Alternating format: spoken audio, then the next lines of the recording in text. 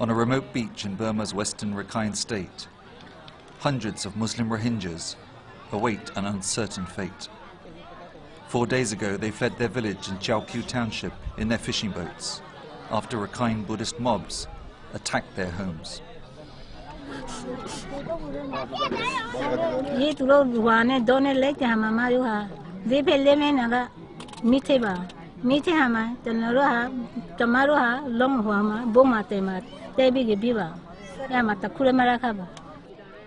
While they were at sea, 19-year-old Ramabi began to feel ill.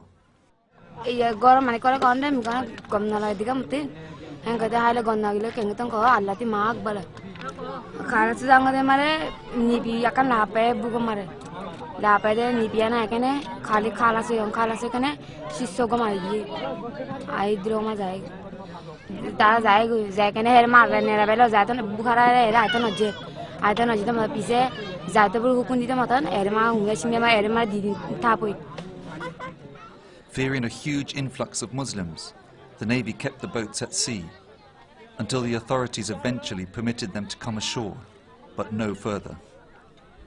And so they wait, with nowhere to go and nothing to go back to. Over the past week, an estimated 20,000 families have fled a new outbreak of communal violence between the majority Buddhist Rakhine population and the ethnic minority Muslim Rohingya. The violence first began in late May, when a Rakhine Buddhist woman was raped and killed, allegedly by 3 Muslim men.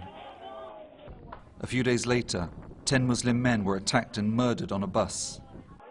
In the violence that followed, at least 100 people were killed and 100,000 fled to camps in and around the state capital of Sittwe, the vast majority of them Muslim Rohingyas. Some villagers from Chao Pyu managed to evade the Navy blockade and made it to Tay Chong camp for displaced people. At 22nd October night, Arkhangelsk Buddhists destroyed 2 mosques. They arrived our village and set fire. They set fire here and there.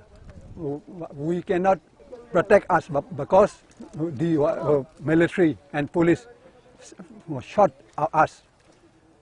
Some 20 men were dead. Further along the coast, another group of Rohingyas fleeing the violence have just made it to shore.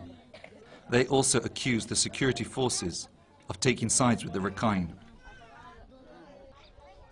After some of their homes in Poktor township were burned down in June, they endured months of intimidation and violence at the hands of the Rakhine.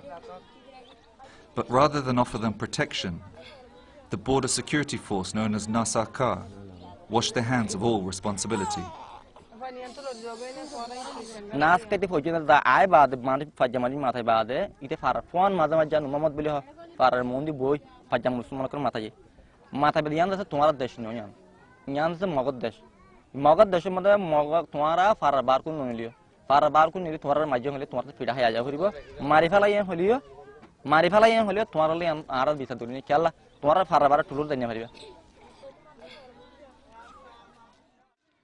There are, however, victims on both sides of the conflict.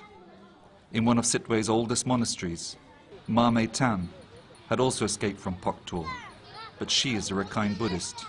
She uses the derogatory term Kalar to describe the Rohingya.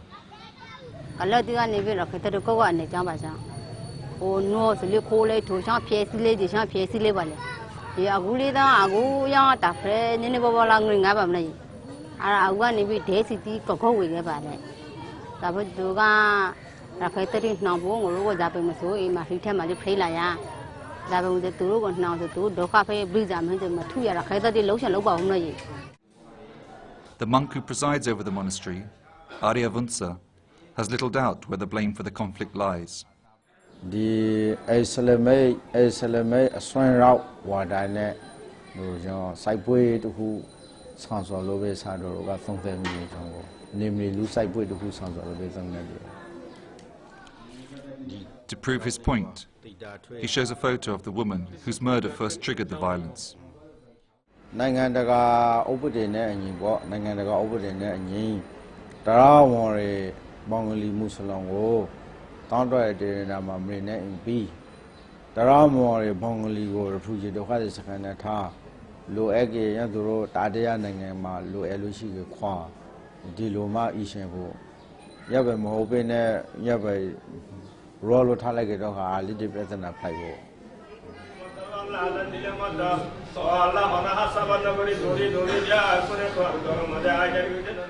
This type of ethnic segregation is already happening.